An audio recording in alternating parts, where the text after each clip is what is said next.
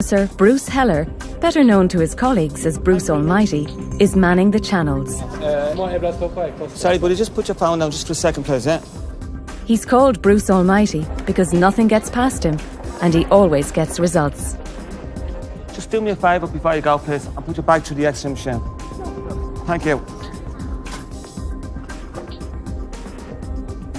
I'll give it me all because I really enjoy doing the job. Good man, that's great.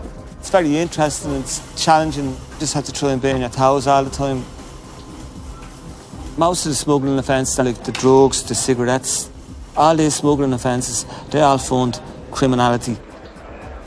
We do a serious enough job out here, so we're doing our best. Now listen, I'm speaking to you now. I'm a law enforcement officer in Dublin Airport. I'm not interested in who else you're speaking to be honest, my friend. I'm asking you, why did you bring this to Romania with you? You bought it in Ireland, did you? But yes, when I was last time, but I was coming with the car at home. I had no problem. So you bought it in Ireland? Yeah, but it has no gas on it now. I don't know, we have it. Do you think it's okay to bring this on a suitcase on an international flight? But the airport in Bucharest, they let me with it. Come here, this is not Bucharest, this is Dublin. Don't keep telling me about Bucharest. One minute he bought the weapon here, he brought it from Dublin, then the next minute he bought it in his own home country. So, and then the next minute he doesn't even live here and he's coming for a holiday. You don't bring it on a holiday with you. But why do you have it in your suitcase? Why did you bring it? Why did you? My own protection from her in the house. That's not funny, buddy. That's not funny, okay? Funny. Well, if it is trying to be funny, it's not funny. Now I'm asking it again. Why do you have this in your suitcase? What is the purpose of you having this in your suitcase? Just put your hand away. Don't touch it while I have it in my hand. You got a lot of people bringing in machetes and pellet guns, nunchucks, swords, daggers. But we don't have a safe facility here to store them.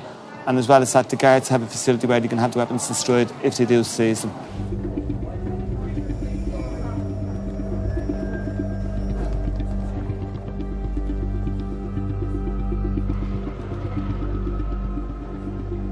Is it more than one jewel, the weapon? But I saw it on every fishing store because I'm a fisher and I like to fish. What's the pistol got to do with fishing? You have wild boars here in Romania. Yeah, but that's not fishing. That's not used though. You wouldn't kill a goldfish with that. Do you have gas canisters for that?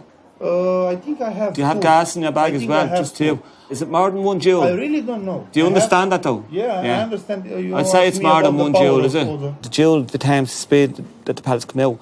Like even a weapon with one jewel, you can take someone's eye out. They could be standing 20 or 30 yards away from you. We get fellas coming in with revolvers and pellet guns, and they can be adapted to fire live rounds, you know. But in these instances, we have to call the Gardaí, and it's up to them to decide whether they're going to let you walk out of here with that or not.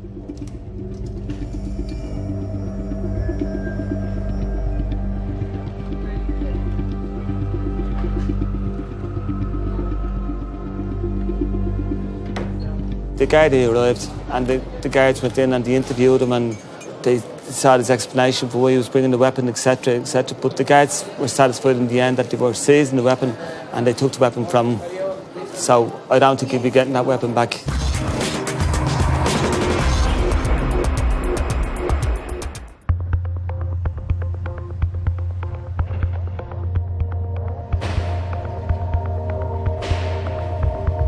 It's not just ports and airports that are targeted by smugglers. Some try to use the postal service.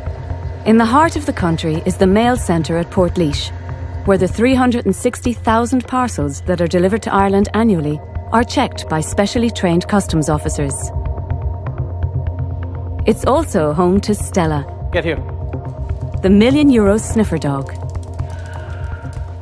In the 3 years she has been working, she has kept €100 million worth of drugs off the street. You have to take into account this is from all over the world, so there's thousands of smells. So the dog has to differentiate between each one. You see by the reaction in the dog, you can see now she's searching away, but I know the change, and if she gets a whiff of something, she'll give you a change. You can see the slight difference in the tail, the movement of the dog. She starts what we call airing up. You see her maybe going up on her two hind legs, trying to get a scent in the air.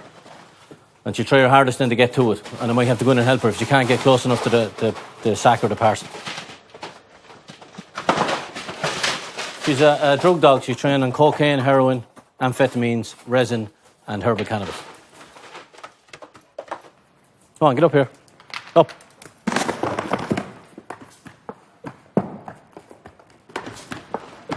investigate her down closer to the scent if there's something there. There could be a scent just attracting, catching her attention, and she has to find out, investigate what it is.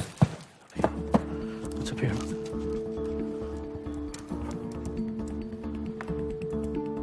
She's giving an indication on the trolley now. Come here. She doesn't want to come away from it. Sit.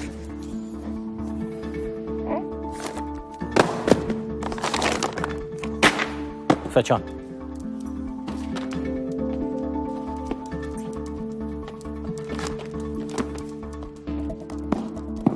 Right, she's giving an indication of this package here.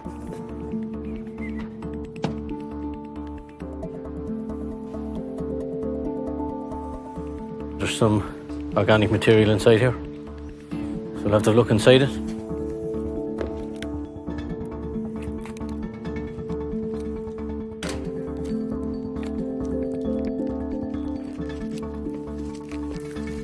There we go.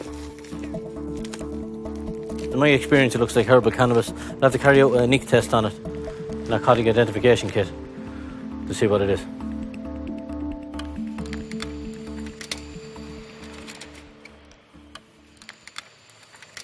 This is a MMC test. It's a test for cannabis. You put a small amount of the product into the jar and it reacts with the chemicals inside and should come up the same colour as what's on labelled on there. Just give it a little time to react.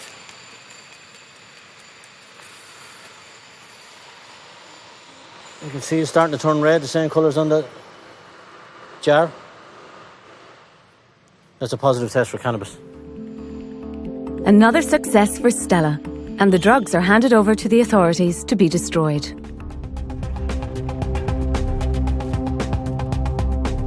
We're waiting for the flight to come in and we have one person on the flight that would be of interest to us.